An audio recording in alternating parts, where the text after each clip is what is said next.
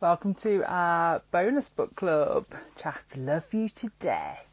Our very first Nightmares. Nightmares was like a UK rival to Point Horror, I guess. So I've always wanted to dive into these because they're always pretty creepy and cool. And this one seemed to have a lot of dead bodies. Yay! Always a bonus.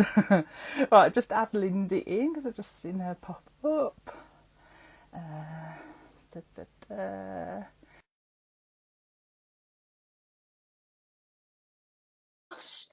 I've done it right. It's always a risk. You never know. Hopefully Lindy will be here. Lindy! Hi, Lindy! Hi, can you hear me? Yeah, I can hear you. All good. Perfect. How you doing?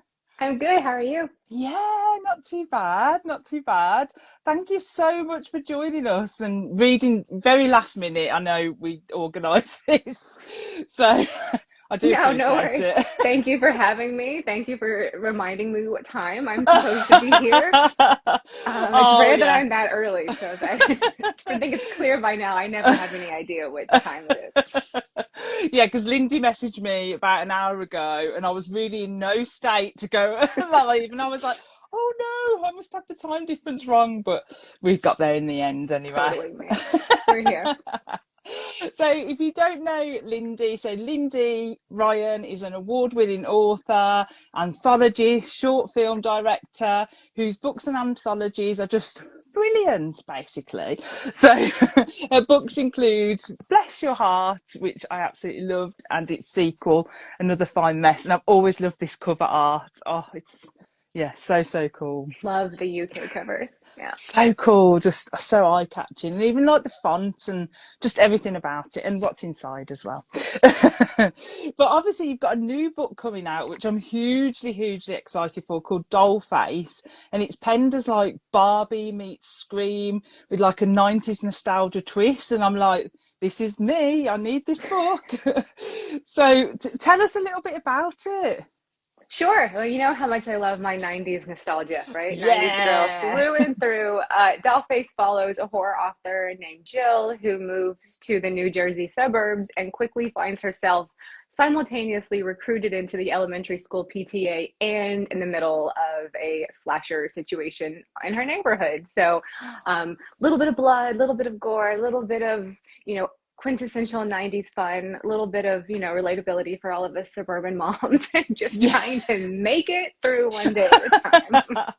The Dollface is out Oh, soon. Yeah. yeah. So it's out in the US 24th of Feb. So that's really close. It's like less than Just a 2 weeks away, yeah, right? just a few days away actually. And then in the Yeah. UK in March. Sorry, Yeah. May. Yeah. No, Yeah. March. No, I March. clearly don't know.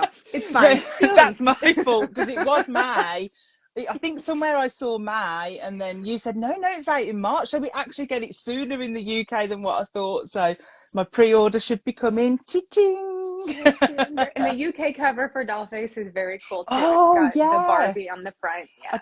got it here. So that's the American one, isn't it? There, Yes. see it. And then the UK one. Look how cool.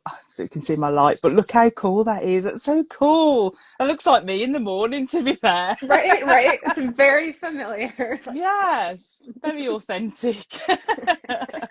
I saw Lisa said, cannot wait for Dollface. Sounds perfect. Oh, yeah, can't wait.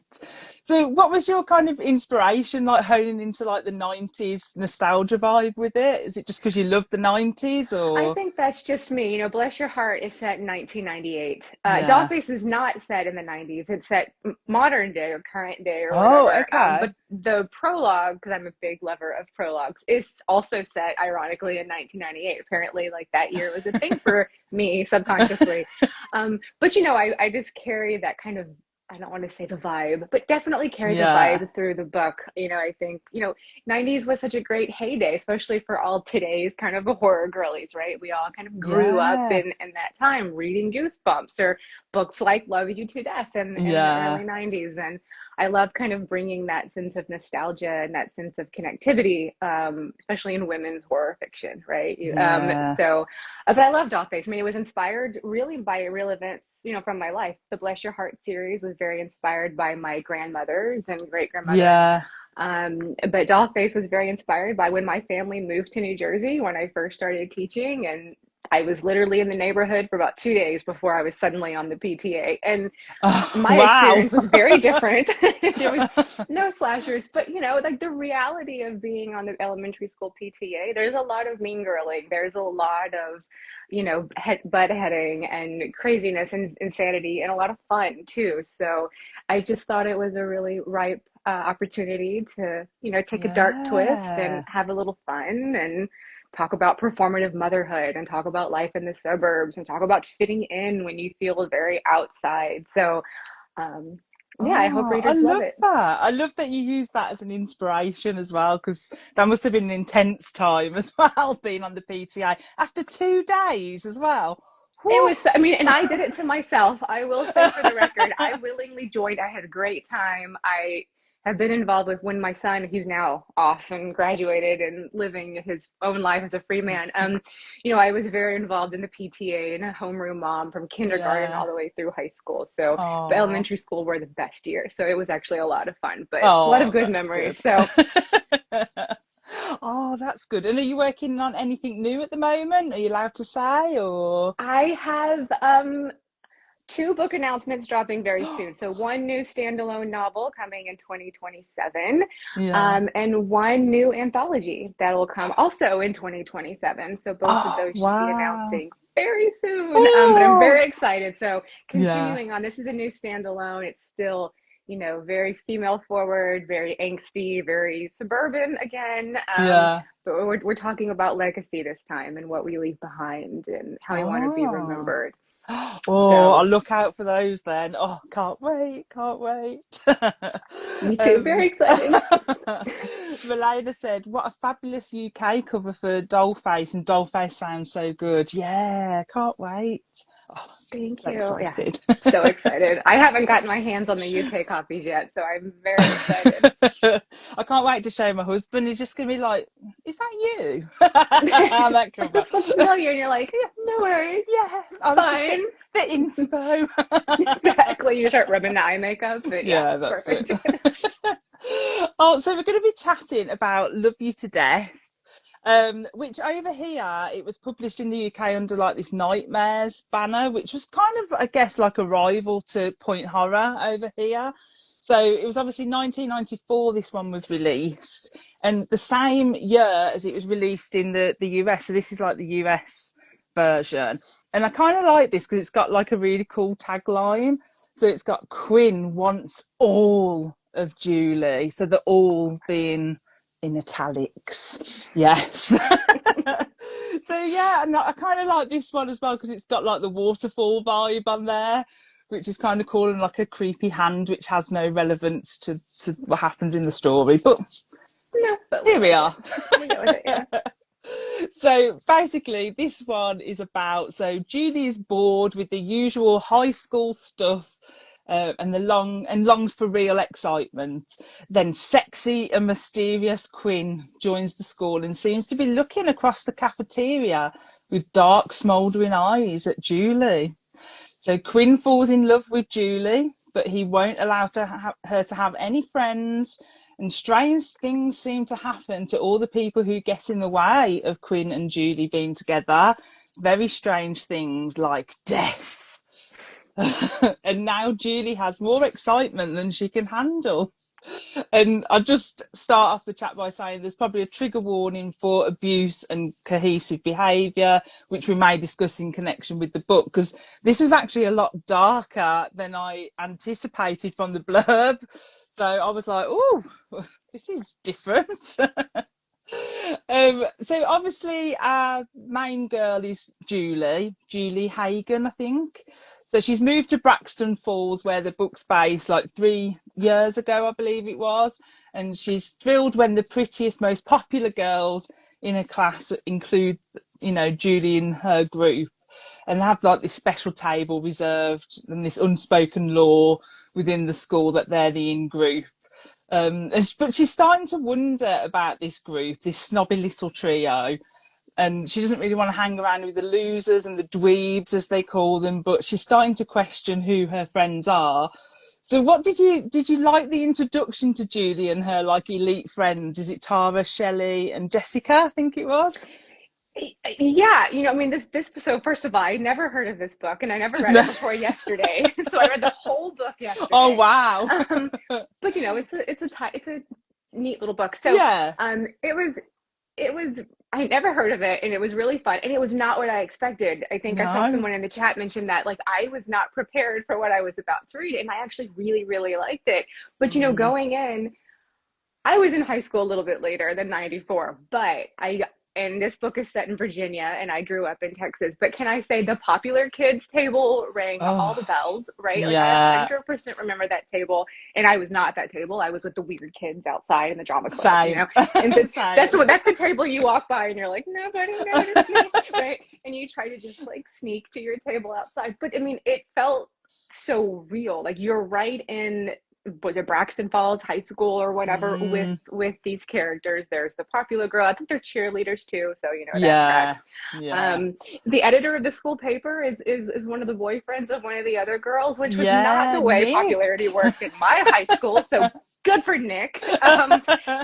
But yeah, it felt very, very real. And all those cafeteria scenes, I think I told you offline, Yeah. like it felt a little, a little bit like Twilight, right? Because like Yeah. there's the super hot guy with the dark hair and the smoldering eyes, like staring at you across the cafeteria. Like Like he wasn't sniffing anything, but he was doing that thing. And he's got a lot of like the Edward Cullen vibes going and that on. But I thought energy.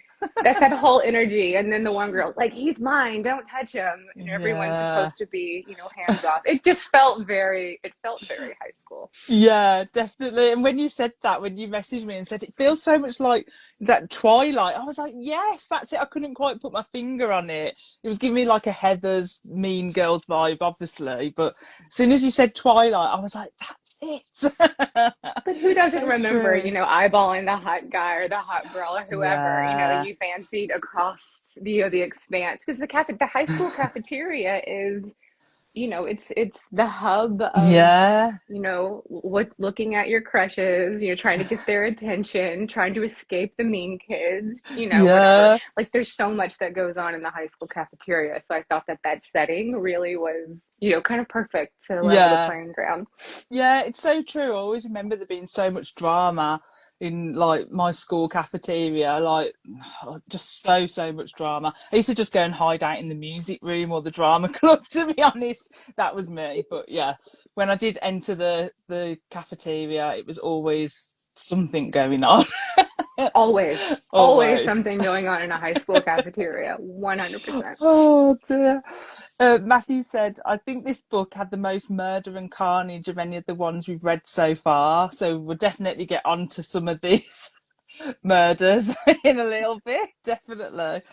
Um, and then someone, NJ Ember author, said, Dollface is fantastic. Oh, thank you. Yay. Claire said, such a high body count in this one, definitely. Narissa said, thought it did a pretty decent job of covering the themes for a book of this type. I mean, it did cover some really serious themes, didn't it, with Quinn being so abusive, coercive. Like, it was quite intense in places. It was intense because this wasn't your run of the mill like high school horror story or high school Yeah. slasher or something. There was some really heavy themes, and I wish I would have read this book in '94 because I might have made some differences in some of my Yeah. boyfriend choices for the rest of my life, right? Like there was some serious learning material Mm, going on, for Julie and for the other kids, especially, mm. but especially Julie here in the book, Yeah, for definitely. sure. Yeah. Shaman said this was way darker than I was expecting. Yeah, but loved it. Matthew said, I love this took place in Virginia, where I live. Ah, Matthew. When Quinn gets spotted towards the end in the southern part of VA in the mountains near Virginia. Oh, okay. I live in the southern part of Virginia in the mountains near North Carolina. Oh, awesome. Oh, Quinn might be there. Watch out, Matthew. Hmm. Claire said Quinn definitely had JD from Heather's vibes, especially his canteen intro. And Narissa said felt it did the toxic dynamics that can occur in groups of girls well. Yeah, because obviously you've got Tara, who's like the lead of this group. Now, I'll be honest, in this book, I feel like Tara was needed just to give it a little bit of relief from the intensity sometimes, because some of those chapters were really like, and then obviously then Tara comes back into it and kind of grounded the book a little bit, if that makes sense. I was a bit relieved when she was on the page sometimes. Well, I think Tara's so pivotal. Like she's really important because she's such a mover of the plot. It's her behavior and her actions that kind of, you know, in a secondary way push Quinn's behavior, push some of Julie's decision making, I think, because Yeah, I mean, I think everybody has that mean girl or like that frenemy, you know, from high school yeah, or from, I mean, our 20s or 30s. I mean, they never end, they're there yeah. forever. That just makes life hard. And so, I mean, you may not have a Quinn. I hope you don't have a Quinn, but chances are you probably have a Tara. In your life. And like I think I just saw someone talk about the teen stalking relationship and the abuse. I mean, it wasn't really a topic of conversation in the 90s, I don't think. You know, I don't it's No, become a topic now, but that doesn't mean yeah, it didn't happen, like I said. So I think it's a very important learning lesson for girls, how to treat other women and how to be aware for, you know, predatory relationships. yeah. No, definitely. And as you say, it wasn't really a huge thing back then. Like if I think of the point horrors that I read back when I was back in 1994, like it wasn't as intense as this book. So I'm really pleased in a way that there was a book out there like this in the 90s that did cover these topics. You know, as heartbreaking as and intense as it was important for people to read books like this. So I'm glad it got through the edit, to be honest, which surprises me for the 90s. It does. And it disappoints me for the 90s that this wasn't a larger topic of conversation, right? Yeah, And that we're all, you know, I'm reading it back as a grown woman. I'm like, oh my gosh, right? yeah, And you see same. so much reality and you see like, you can remember these memories. That's why I say it's important reading for how to, you know, again, how to move through the complicated dynamics of female friendship, because, you know, that gets tricky.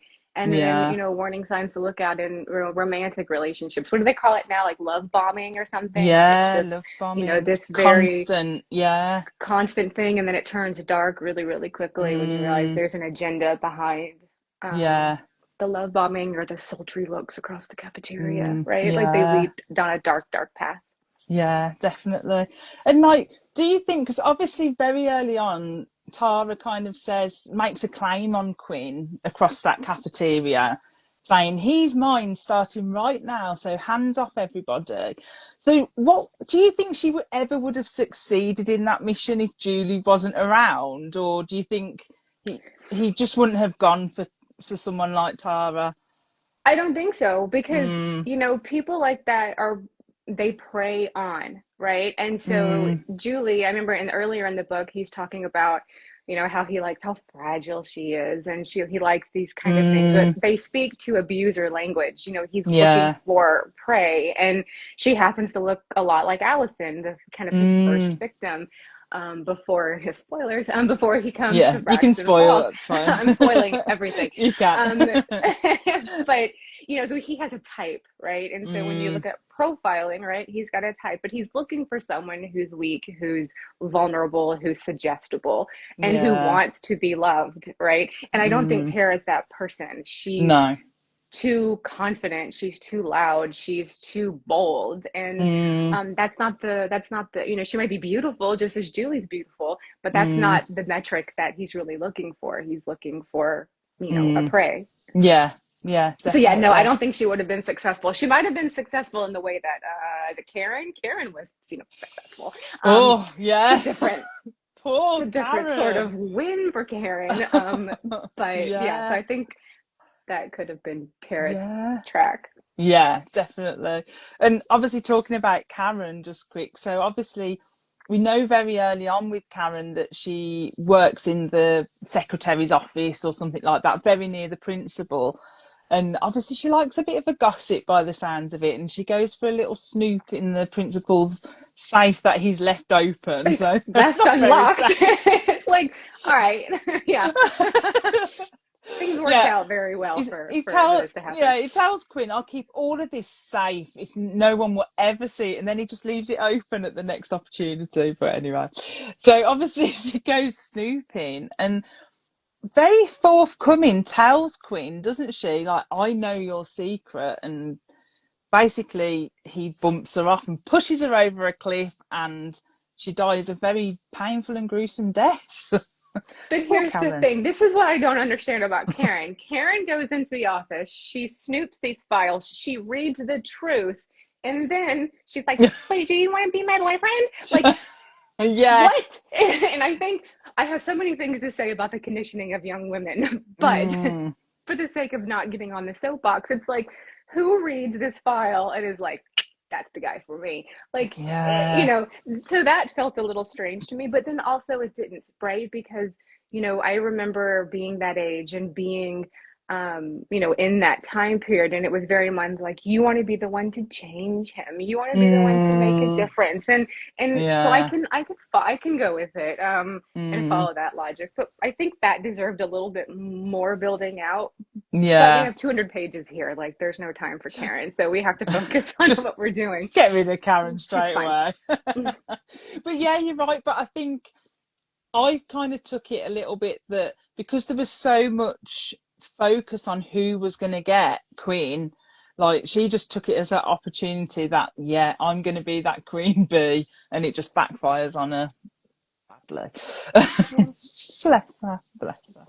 Karen, R.I.P. Karen. So just going back to Tara for a moment, she had she had some moments and some good dialogue and things. Was there a favourite moment with Tara that stuck out to you? Or yes, but it's not at all related to the story. My favorite thing about Tara, which cracked me up, and this might be just the nerdism of a woman from the South, is that is a line in the book that says something like, Tara's the biggest thing in the South since Scarlett O'Hara. But do we all remember what Scarlett O'Hara named her house? Tara. So I thought it was such a deep, like, it was hysterical, and the author 100% had to know that, right? But it was just this little moment, which I thought was great. And Tara had black hair, you know, kind of like Scarlett O'Hara.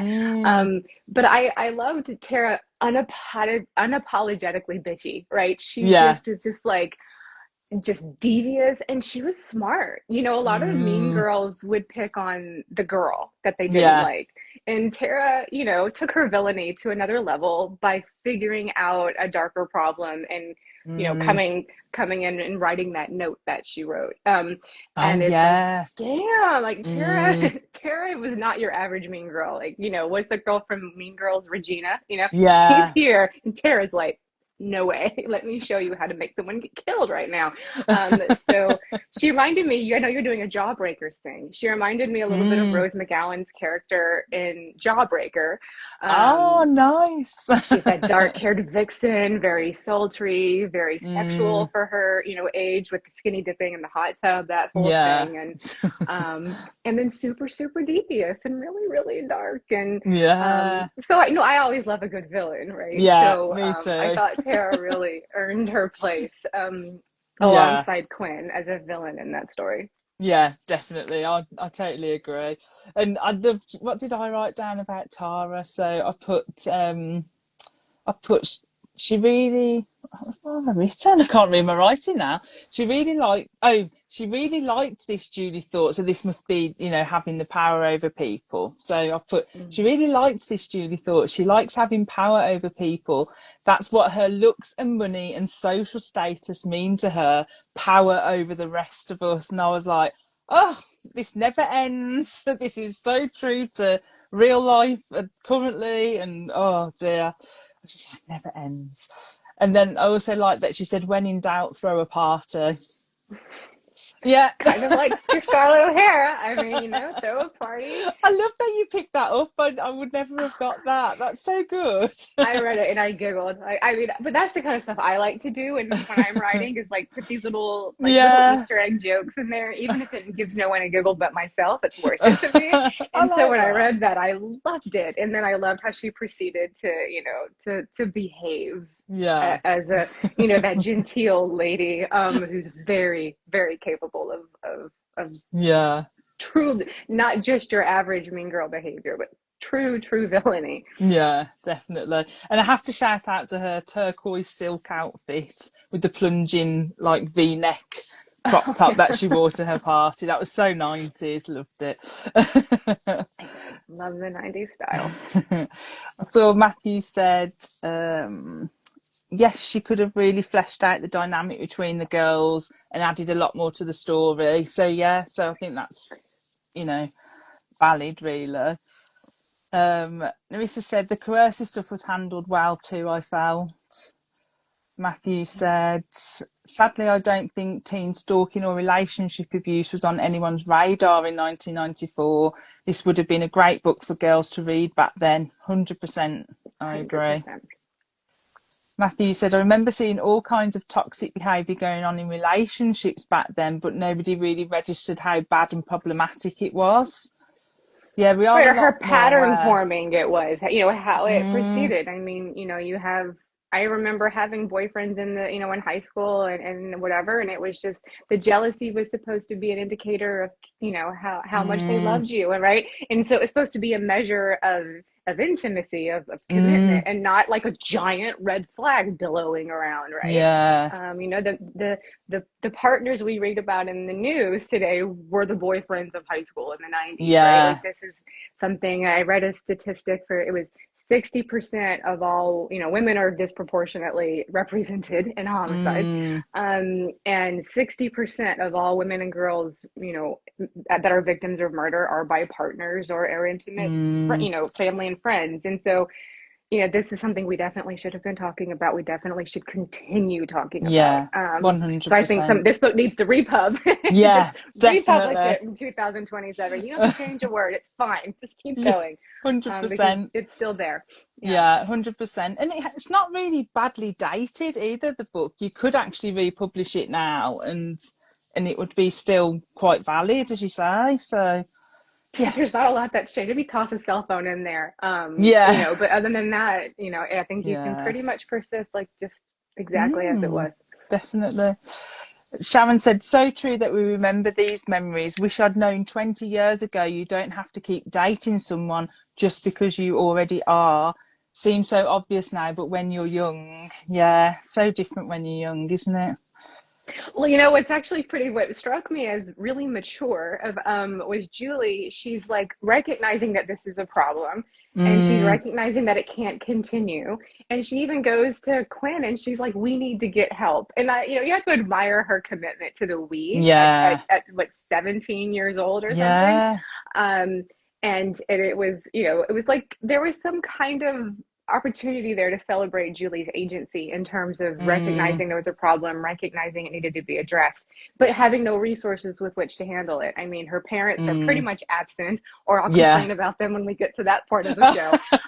But no, the only person Julie has on her team is her 14-year-old younger sister, Molly, who's like the smartest character in the whole book.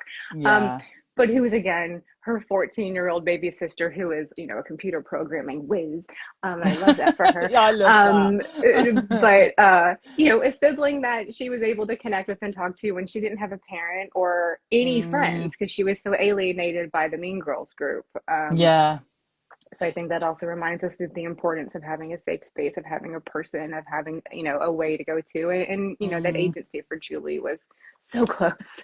Yeah. And I really loved Molly, I think her name was, Julie's sister, because it's not very often you see them go into a younger sister for advice. And I was like a bit, this is different. Like, they've obviously got such a good relationship that she can just go. And Molly just says it as it is, kind of.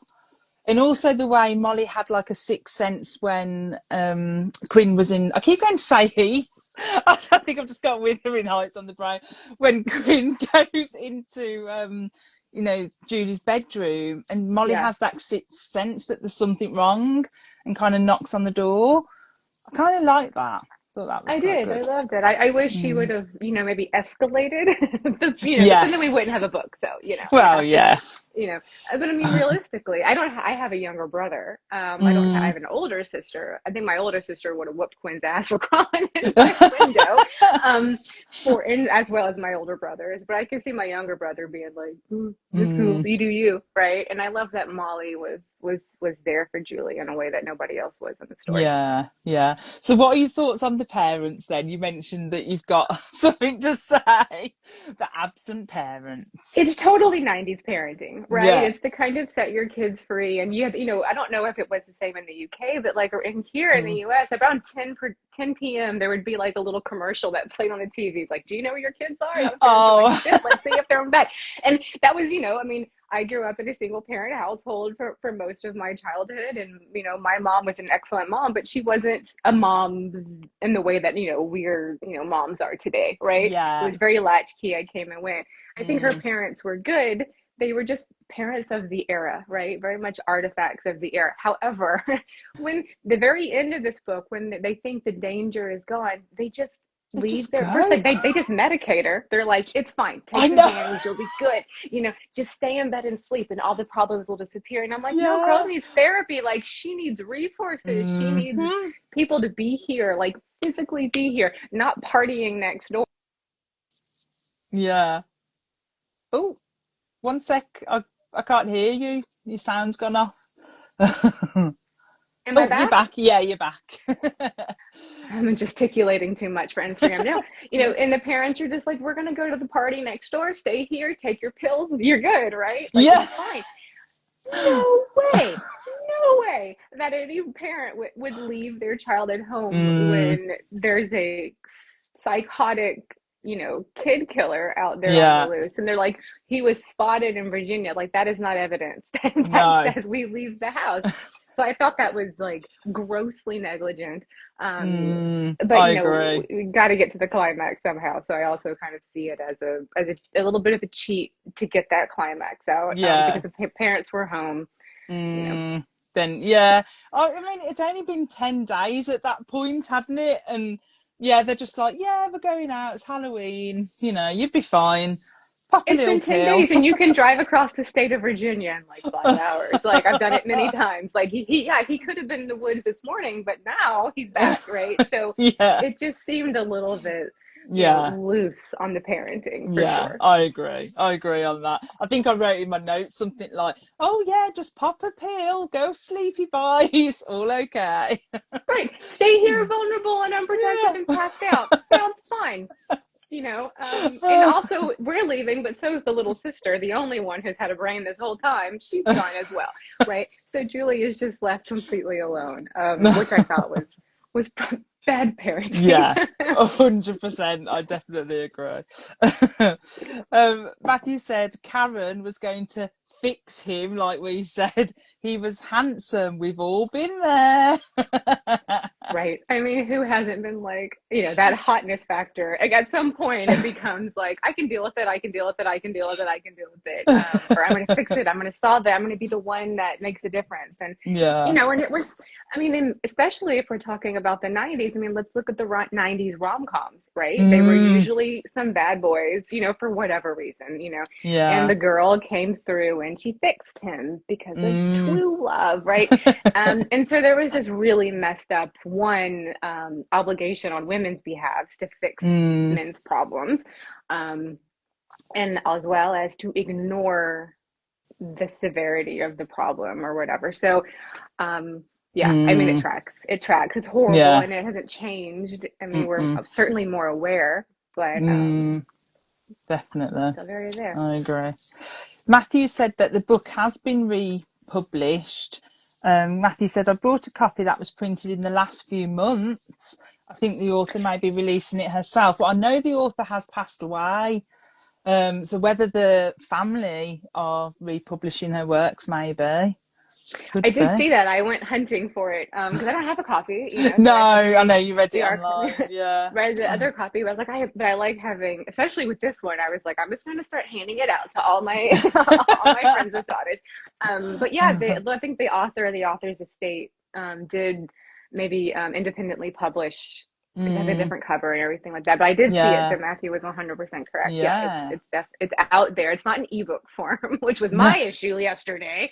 Um, Oh, oh but no. it is out there. So we should all Oh, buy it, and we'll just yeah. give it to every Just young give it to person we know everybody. Yeah, and say this is now, definitely. required reading. And don't stop romanticizing it. I mean, we just mentioned Twilight, right? Edward had Yeah.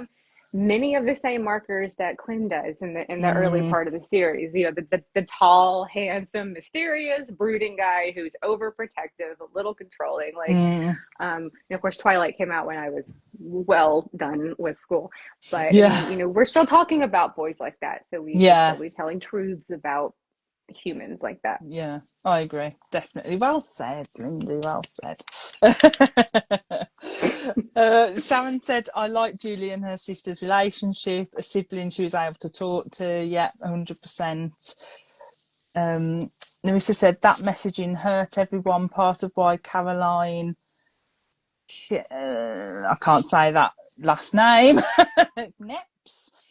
You so basically how you Oh, worked so you. well. Yeah, yeah, Yeah, yeah, yeah, definitely. yeah. I mean, Yeah. I have 100% run into men in my life that are very Quinn. That's very Mm, doting. We talked about the love bombing thing, and then they start isolating you, right? That's a mm, abuser tactic, is to isolate from friends, from family, yeah, from the world, because it makes you weak and it makes you dependent. And yeah, doesn't it's not only 18-year-old hot guys in the cafeteria who do it; it's a grown ass men. mm, So yeah, and probably some women too. I guess it doesn't have to be a gendered conversation. yeah, But yeah. it definitely exists. And yeah, so 100%. Definitely. Now, with Quinn, we do get quite a lot of backstory, don't we, in the book of like originally we get like rumours about him, and then we get this backstory about his family and that the family's estate, and then obviously that he's been in, is it called the place? He calls it for about, I don't know, 4 years or yeah, something I like think it that, was something 4 years. random. Yeah. So we get that backstory and it kind of unravels as the book goes on. So did you like getting that context, or was you just like, Queen, no? I did. I mean, I have issues with it. I have Yeah. issues with the backstory because, again, it's blamed on the woman, right? Quinn's Mm, mother left when he was a baby, and it yeah. caused his dad to become a drunk and abusive father. Mm, So I kind of didn't love that we are still blaming the women. yeah. But I mean, if he was a drunk, abusive person, I probably would have left him too. I probably would have taken my child, but whatever. Yeah. Um, I did love the layers to Quinn's backstory. Again, I didn't Mm, love the blame the mom. I didn't love. I mean, I like how they seeded the place because it yeah. it was unknown if that place was jail or juvie or a mental hospital. Like, it was just a Mm, place, and you kind of had to think through Quinn's behavior and the layers and the Allison thing kind of. yeah. And then put two and um two together of what that could be. so Yeah. I think the layering was pretty excellent. Mm, I don't know who comes out of 4 years in juvie and just goes straight into public school, living at renting a room at like some granny's house. Like, it seemed that yeah. there was a little bit of lack of reality there, but I mean, I don't know, maybe. So, I thought that was strange that Yeah. a child who'd been through what Quinn had been through would just be kind of set free into the Mm, world with no checks. But again, yeah. it's Very the random. 90s, right? So I mean, anything goes. But I mean, and I think that's Mm, also kind of indicative, right? Because abusers get slapped on the wrist and set back free into mm, society. So maybe it's actually a really important thing mm, to consider.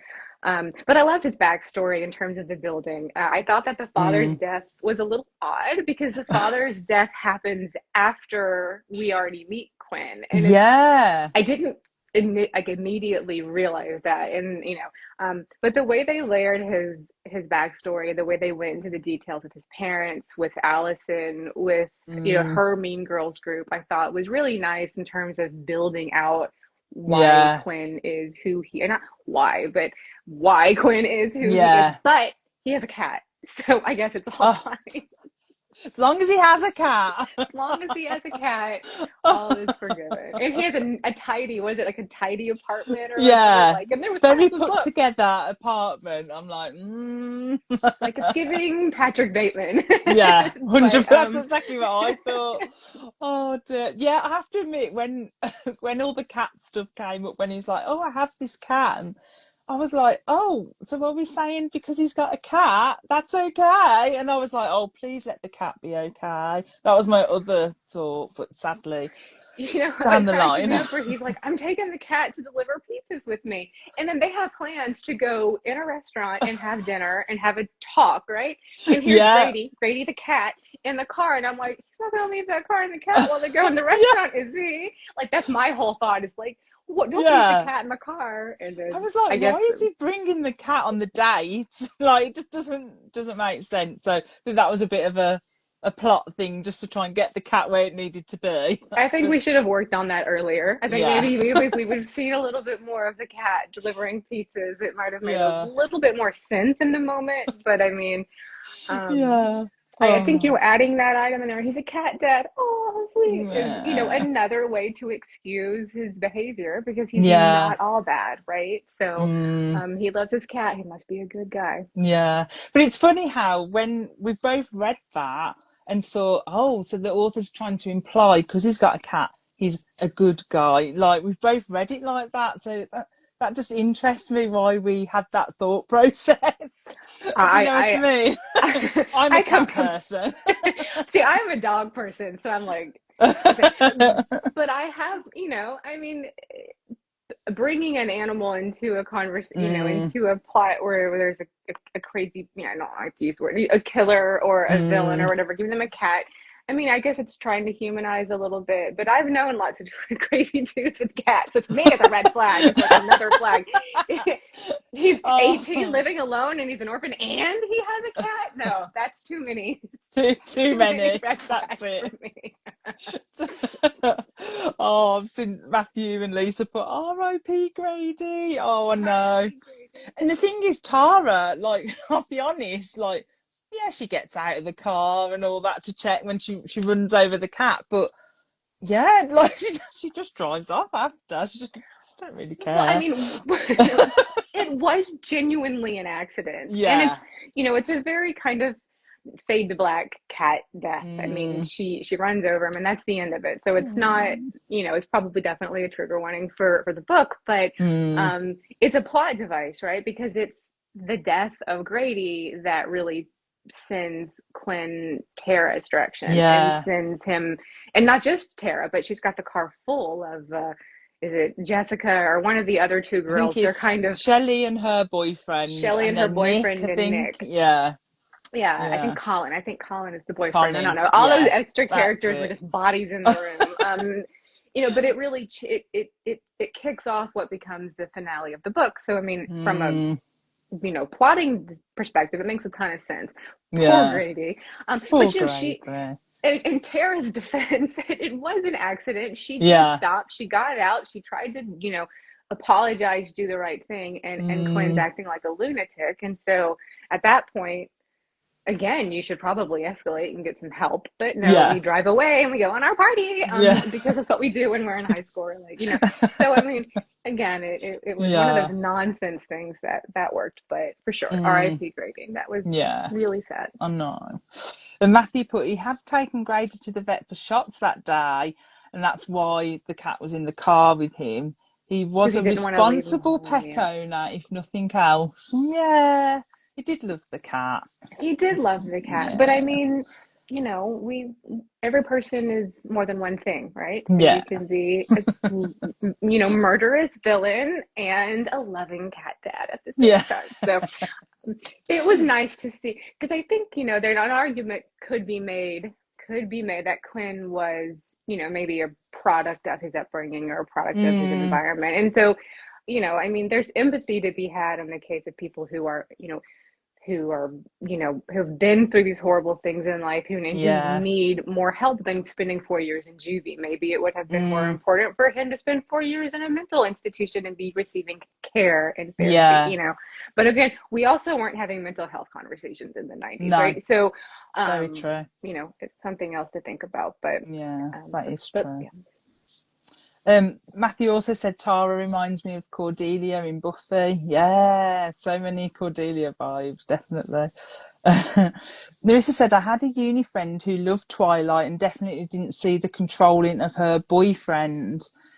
And then Larissa said, don't think the author intended it beyond Quinn blaming his mum, which is common for a lot of these kind of guys to blame a woman. Yeah, it's, I mean, we're going off his.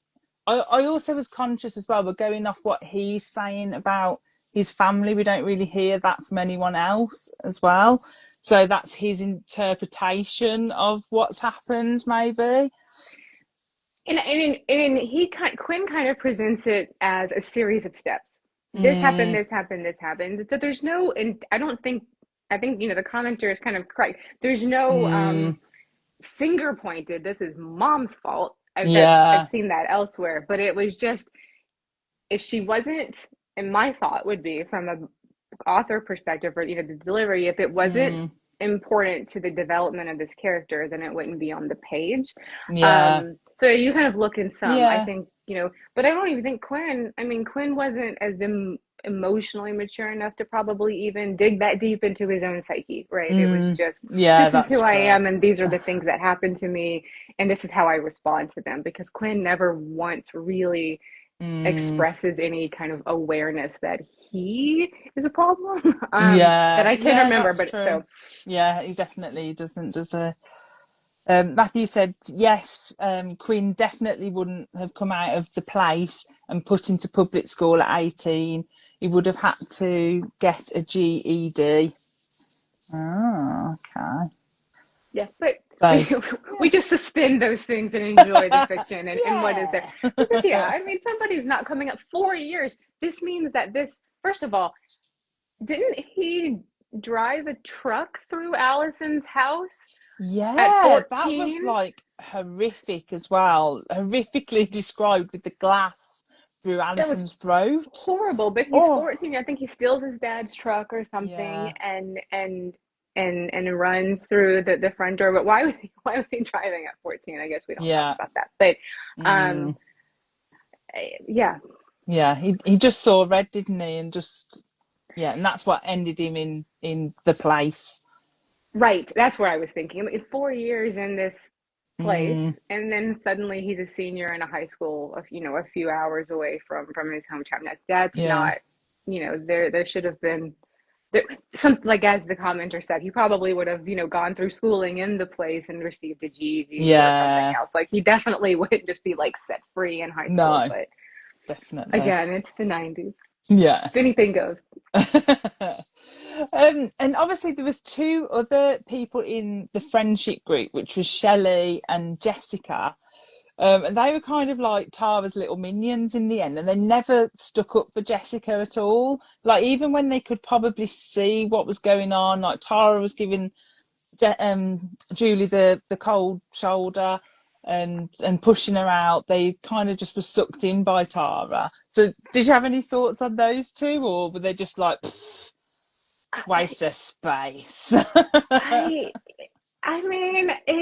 it makes sense. Those were the Mm, dynamics I remember from being in that age. Those are dynamics I remember being in yeah. PTA, right? Like, there's definitely like the alpha female, like the queen bee of the group, and then everyone Mm, exists in the hierarchy below that. And I think and to also, we remember that Julie was the newcomer into that group. Those girls had been yeah. friends for a lot longer, and so they Mm, were much more, I don't know, Tara washed, yeah. than maybe Julie was. So Jessica and Shelley didn't bring a whole lot to the story, except, further barriers or further isolation for Mm, Julie.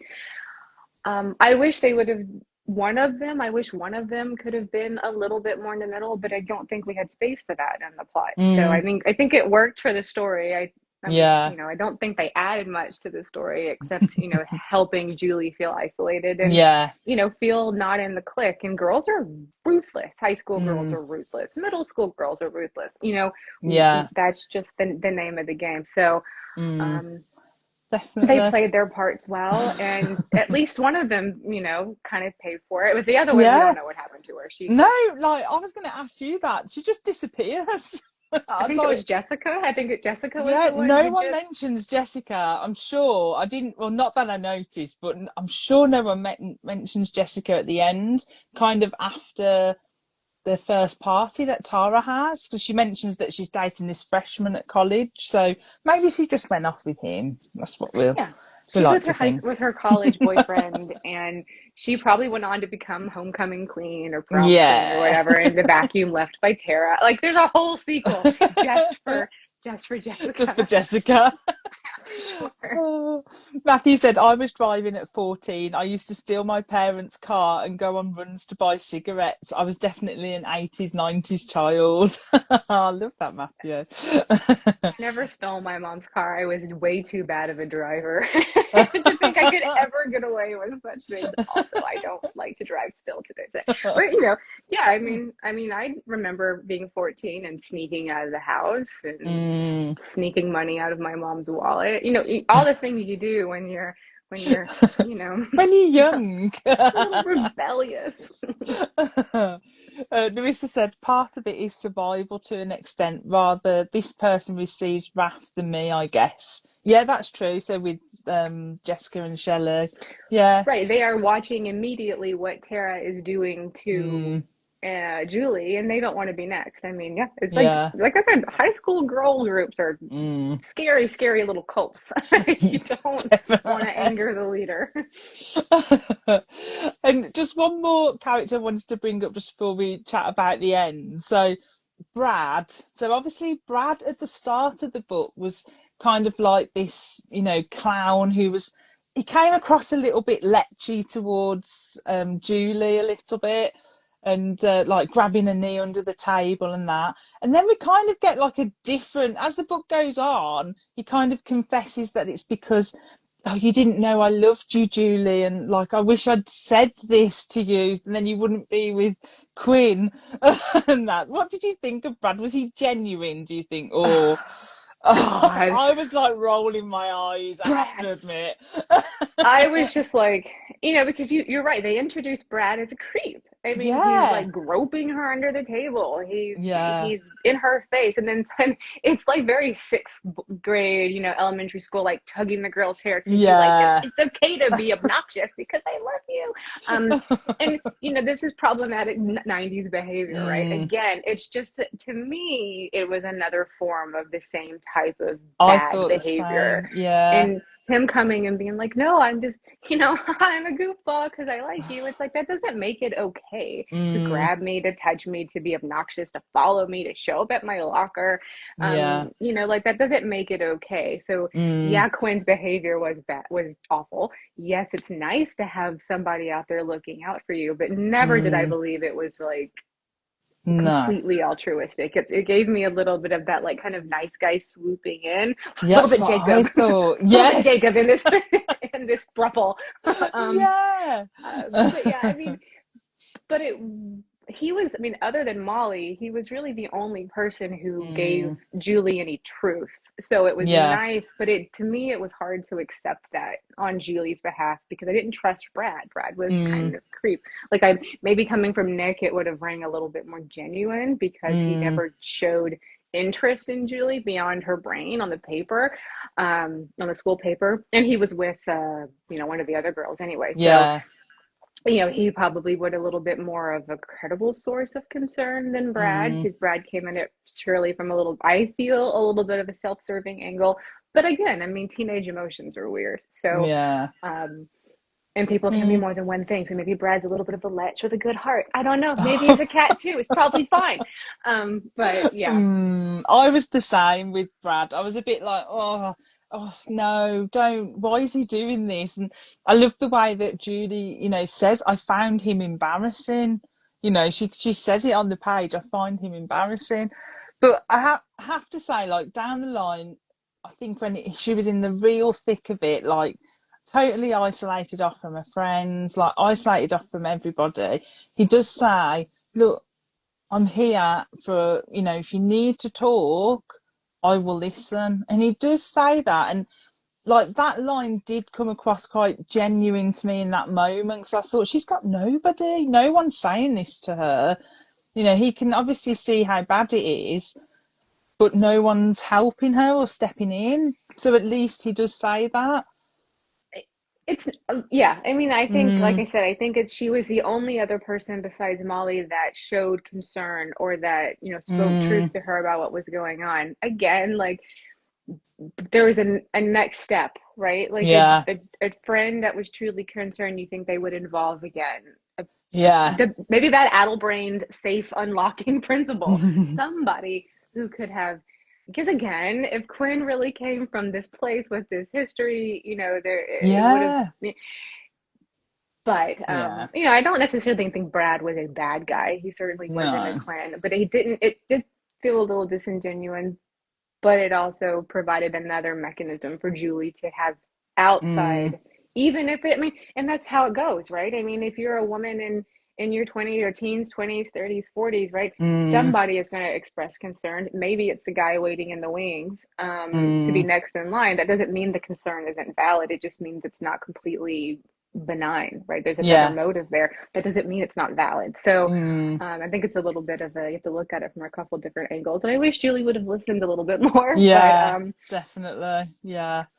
And the other thing I wanted to mention about a couple of other deaths before we get on the end was obviously those, um, I don't know, were they boys who come to rob the party? And then oh yeah. obviously Quinn does the whole, "I've killed them for Julie with the crowbar." And I'm like, oh, but that was just like a really random scene to like obviously make Quinn look like a hero to Julie, I guess.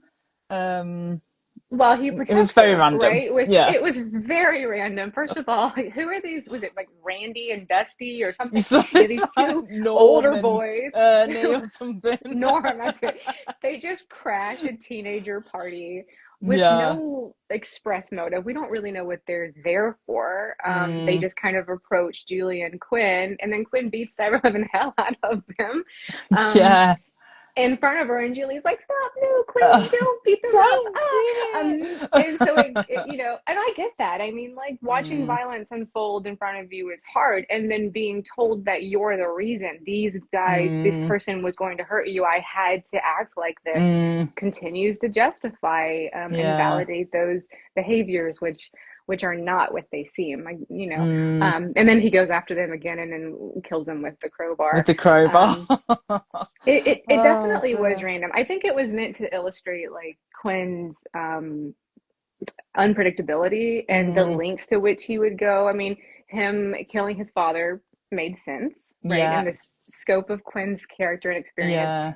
He likes to shove people, right? Shove dad Mm, downstairs, shove Karen off a cliff mm. at the makeout point, which just made me happy. Um, and then beat the hell out of these other two boys with a crowbar. Mm, And then, and then circle back to some more of the teenage characters. So I think mm, it was also an opportunity for us to see just how dangerous Quinn is yeah. in a way that wouldn't immediately impact Julie, right? Because she finds Mm, out about the deaths later. yeah. Um, but yeah, that whole thing was super, super It's random. very Super, random. super random. But again, I think there was a weird scene like that in Twilight. So again, like it's this Yeah. controlling, obsessive male behavior. I Yeah. mean, somebody looks at you wrong, and the Mm, boyfriend's like, "No, her honor," right? As if it's their place to yeah. defend, her And honor. So well, I did like in that scene. Well, no, I didn't.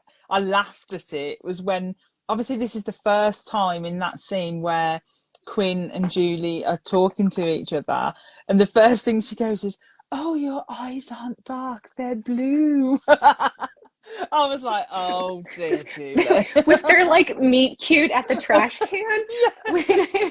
When I love it. he It was pushes the hand.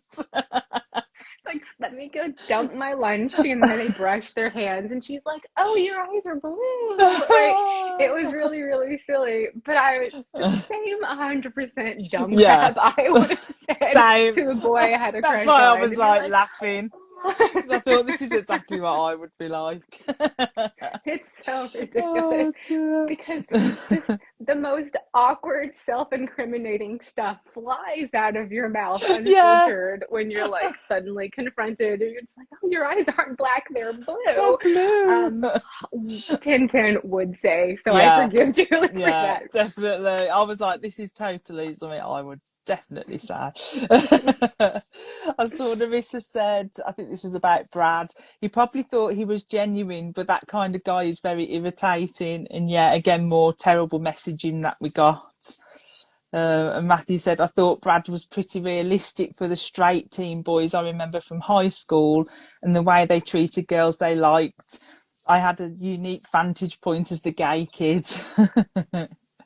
And Larissa said that was so relatable when she said that. Yeah, about the eyes. Definitely. So relatable. Yeah, and yeah, I mean, definitely Brad tracks with the teenage. I mean, some of my best friends in high school were my gay male friends because they Yeah. would ruthlessly blunt truth, and came from a place where you I heard it more. Um, Mm. so but again, not a character we're gonna find in an early '90s book, unfortunately. I saw that Narissa just put no about Brad being embarrassing. Oh, okay. Yeah. Um, so obviously we mentioned about Tara knocking over Grady the cat, and then obviously as we mentioned that escalates towards this ending. So one of the start of the ending is that Quinn decides to go and kill Tara. And when I say, like, I don't get very shocked with these 90s books anymore when there's death, but my jaw dropped to the floor when I knew the hot tub thing was going to come around, the skinny dipping in the hot tub that she mentions. And basically, Quinn goes there and throws an electric heater in the hot tub. I was like, I had to stop reading. I was like, I couldn't believe it. See, this is where you and I are different people, Shelley, because I laughed like a mad woman. I was I like, of laughed course. after, but I was a bit like, So there was a lot of talk about skinny dipping in this hot tub, and as yes. a woman of a certain age, I'm like, no, that's so bad for your vaginal flora. Like, all I can think of is like, don't do this; it's bad for Don't you. do that. Don't skinny dip in a hot tub.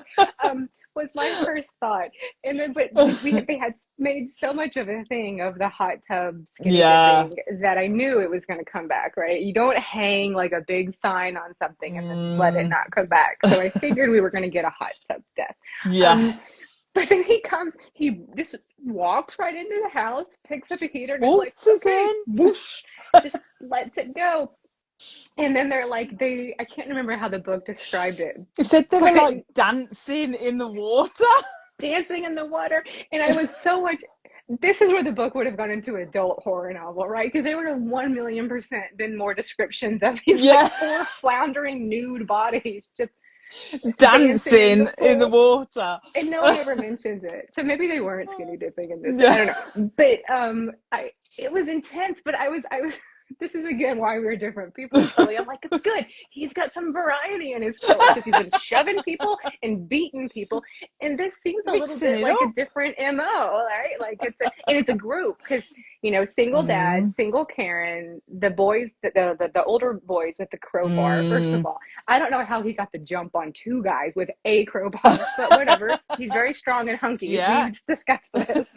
6 foot tall. 6 foot tall, and but then he just drops that electric heater, and I have to wonder, like, what's the electric heater doing by the hot tub? How much heat do you need in Virginia? But I Oh digress. dear. But It I loved did, it. It was yeah. Because the only reason, I mean, I did have a laugh, like the way as well that after it happens, because they try and apparently run out of the hot tub when he does it, and obviously they're naked because all the clothes are mentioned to being on the floor. but then obviously, you know, ultimately they die, and he just goes and like bobs their heads under the water after. Like for good measure, I'm gonna leave my They're fingerprints on there. everything. And he's been so careful. When his father died, Yeah. he was so careful to seed and be suggestive to his landlord lady. About the Yes. TV and about the Yeah. stomach bug. Like he put so much premeditation into that kill, as well as I guess Mm, with Karen too, because he kind of lured her out to this isolated place where mm. there was no one around and just kind of pushed her. Um, but then he just strolls into this house, which apparently doesn't have any locks either, and then touches everything, including the victims, and Yeah. then leaves and then goes on the lam. It seemed a little bit out of character, but I mean, maybe that's like I missed criminal law in college. Maybe that's a sign of Yeah. a disorganized killer or something to move. But Yeah. I forgot about the pushing the heads under the Under the water. like bobbing them under the Just water. like a little whack-a-mole. Just boop, boop, boop, boop. There Yeah. you go. But this all happens after the cat, because after the cat, he just completely loses it, basically. So I'm like, quite justified, really. Maybe I would do the same. I mean, again, if it was Yeah. my dog, I would 100% chase that car down and zap those kids too. No, um, but I mean, not Quinn. Tara's driving with the other three Mm, kids with her, yeah. presumably to this her house, to this party, and Yes. um, and then we, Quinn has time to go home because Julie takes him back to his apartment Mm, and where he kind of is like coddling the cat and grieving the cat. And then mm. she says like she realizes she can't reach him, so she leaves. Leaving was a good choice, but again, Yes. we're just like, I don't know if his cat died. He's clearly gone insane. He'll be fine. We'll talk about it tomorrow. And then she just leaves, and then Quinn's like, I'm gonna murder everybody, and then he does. Yeah. Um, And but I kind of like as well, sorry, Lindy, I kind of like that you get like that snippet of like a newspaper report as well. It's like the hot tub massacre. the massacre. I like how the book had 90% of it is Julie's POV, but then you have little bits of Quinn's Yeah. POV, and then you have that newspaper article Yeah. type thing that comes out. So I do like how there was that little texture added through Mm, the book, which isn't really something I remember reading a whole lot of in that type of mm. fiction in that Yeah. type of It's day. So definitely different. and I love it. Definitely. As an author, I love the putting the texture in and showing the villain's POV or showing the Yeah. outside world impact. So I really Mm, appreciated that in the book. Although yeah. the hot Me tub too. massacre was a little hard to Yeah. swallow right there at the I mean, I end. will forever remember that book, the hot tub death in this book, definitely. I I saw can't believe none of them got out. They see him No. coming this whole way, and they're just like, "Oh crap! What do we do?" Splash, splash, splash! Probably some amount of covering, and not a single one of these four teenagers is able to like step Yeah, out of the hot tub. no. But I think it does mention that Tara does try to run out, but then she slips back down or something. Because, it is difficult to get out of a hot tub. I mean, that's happened to me a few times. I hit my chin. sure, Yeah, sure. And they so. probably had some like Boone's Farms, but wine coolers going on too. I mean, if we're really going to be authentic to the crap we were all pulling in high school in the Oh 90s, like, dear. Yeah. there's probably some other reasons they couldn't get out of that hot tub so quick. But again, I give it, give the book its due to put a death like that in it. That's why I was more like, oh, because I was like, this, like, it's unusual. Normally they tone it down a little bit in some of these books. So I was pleasantly surprised, but We I was go from the one-off kill to like a mass murder moment, and it was massacre. it's a hot tub massacre. It's a massacre. Um, yeah, I was really kind of surprised. I thought he would go after Tara for sure, and Mm, probably Nick. yeah, But I didn't really see the collateral damage of Shelley and Colin coming no. in. So, Mm. being the person that I am, I appreciated it. But I didn't see it coming, and it was a lot. I mean, it was a Yeah. lot. Yeah, kind of cool. Sharon said the hot tub thing was so horrible. Claire said the image of her parents finding them was brutal. Yeah, because I'm sure it was a few days after as well when the parents found them. Don't think it was like straight away. Yeah, because they were out of town. I'm trying Mm, to remember. They were out of town something and like doing that. something. And yeah, so you come home to not only Yeah, your child, but three other. Water brutal. does weird thing. Yeah, Yeah. it's very ick for sure. Mm. Matthew says, I'm also very anti hot tub. They're staph and bacteria incubators. It's I so cringe bad for every you. time they mention that hot tub. Matthew said, I definitely would have been a hot tub casualty at 17. I didn't drink, but I stayed high back then. I would have been a sitting duck. Oh dear. At least we can be honest Yeah. with who we are. Oh, so obviously after all of this, obviously as we mentioned, it goes to 10 days later, and Quinn does turn up at the house in like a Halloween mask and basically takes Julie to the point, to the making out point at the top of Braxton Falls, basically where he killed Karen off. And he keeps kind of calling her Alison. So he's like blurred the line between obviously Alison, who he killed off when he was 14, and then obviously Julie now. And the plan is that he's going to drive them both off the cliff. Julie kind of manages to get through to him and manages to get out of the car. I think he lets her out of the car. And then obviously he just then drives off the cliff and his body kind of becomes free from the car. So he obviously wasn't wearing a seatbelt, right? No. Lesson to be learned, and his dead body is like broken bones at the bottom. So did you, at the bottom of the cliff, so did you like that dramatic ending of driving off the cliff?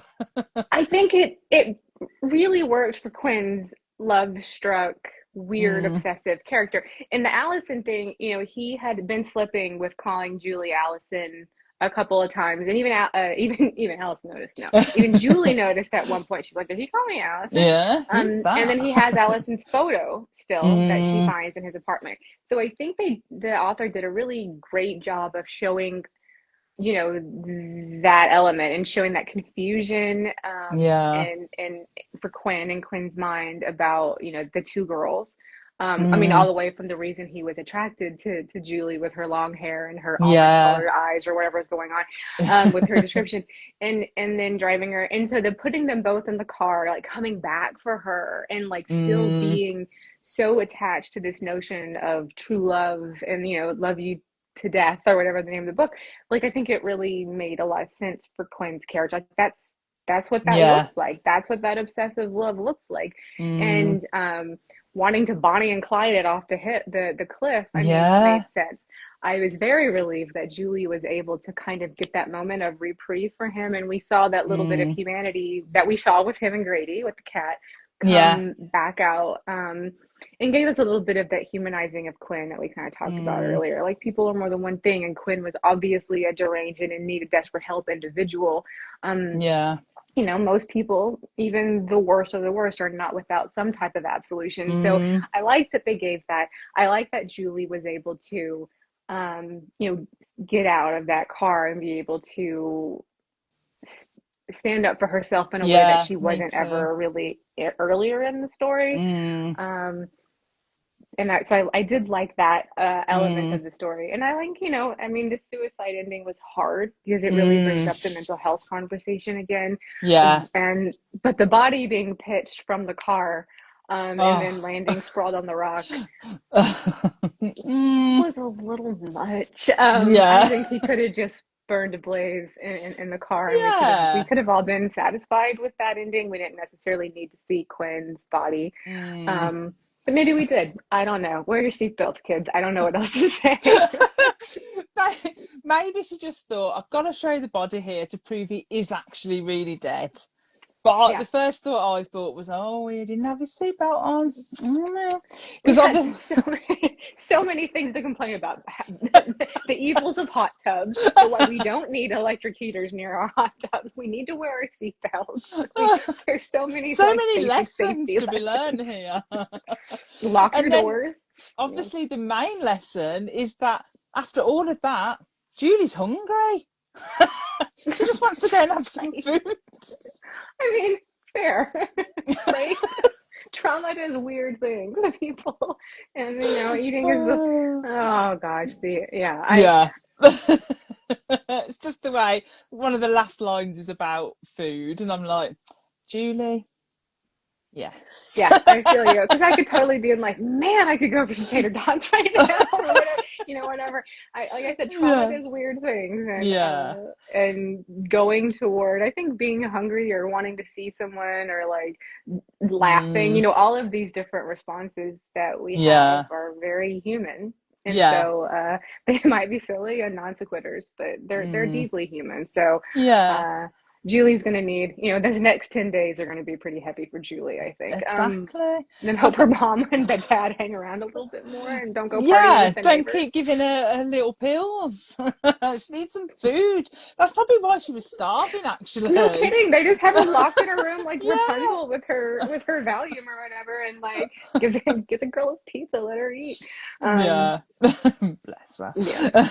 her. Matthew said, I love that her first thought afterwards was, I'm hungry. Yeah. Matthew also said, like she cried all the way to the Waffle And House. she's like, I want to be smothered and covered, please. Oh dear. Claire said the lack of body could have kept it open for a sequel. Burning never gets rid of the killers in these books. That's so true. Yeah. So it must have been we needed to see the body. That's Yeah. it. We gotta Yeah. be 100% sure, especially when you're in the slasher context, right? Yeah. And to be fair, even though we saw the body, doesn't mean that we couldn't have him back, because we've seen that too. Wow, So yeah, that's so true. That's so, so true. Oh, Lindy, well, thank you. I know we've gone a bit over time, but thank you so much for reading and talking about this one. I think overall, like, so did you enjoy this book? I think you did, didn't you? oh You yeah, I enjoyed it? definitely did. I really Yeah. enjoyed this book, and Oh, I'm I'm so not even kidding when pleased. I say it's like it's one of these books that we should be letting young people read, because there's a lot of, you take the story part out of it and look at the lessons, and I think that they're very Yeah. meaningful and very, just as relevant now as they were in 1994 when the book was originally published, if not more so, Mm, in a conversation we should be continuing to have for, yeah. going forward. But even all of that kind of highfalutin stuff aside, I did think, it was a really fun book. It was very fast. Mm, It's like 228 pages or something. So yeah. it's Really a quick breeze to read. get through, Mm, and it keeps your interest. I mean, pulls you along with it. So the story yeah. definitely has propulsion, it has relatability. It was a great one. I Yeah, loved it. yeah, Thank you for I did as thank you for well. making me read No, it yesterday. no, I really loved it as well. I thought this is the first like kind of nightmares banner one that I've done for the book club, and I've wanted to do one for a while just to see what they're like. So at the top up there, that like those literally all the nightmare books up the top. So there's quite a few of them, and most of them are standalone. There's like a few, you know, trilogies and things like that. So I thought, oh, I'll pick this one and see what it's like, and definitely we'll do some more of these. Definitely. It had such a fun time. But no, I hope thank you you, too. Linda. And thank you everyone who's joined in as well with all your fab comments. And I feel like we've learnt a lot about you as well, especially that Matthew. Yeah, yeah, we've really bonded, We've bonded and over this shared. book and We've hot shared tubs. ourselves. Yeah. I am glad I'm not the only one who, though, read Hot Tub and was like, no, no, no, no, no. Like, I mean, like, when you can pick stuff like that, I think it's a lot of fun. And I hope when you do your Jawbreakers episode in a couple of weeks, or you'll think Yeah. about Tara again, and Yeah, with definitely Rose will McGowan's now. character and Because that I've Mean never Girls seen group. that film before, and I've always wanted to watch it. So I thought, oh yeah, I'll do that for like movie club, because I thought, oh, it fits like the Mean Girl vibe that I was picking up in this book. So I thought, yeah, I'll go for it and see. So I'm really excited to watch that as well now. Can't It's a wait. lot of fun. It's definitely one of my all-time favorites. So I'm a Oh, amazing. Oh, I'm big looking fan. forward to And if that. anyone on this book club hasn't seen it, you definitely must watch it before Shelley comes back and talks about it, because Oh, yeah, it's a good one. definitely. Oh, I can't wait. But do check out Dollface. I'll put some posts up as well. Obviously, it comes out in the US in under 2 weeks' time, and in the UK in March. So do check that out. And if you haven't checked out Bless Your Heart, and Another Fine Mess. I recommend those. And basically anything Lindy writes, just go and check it out. Thank you. Oh, thanks, Lindy. And thanks, everyone. And I'll speak to Thank you. you soon. Bye. Bye. Bye.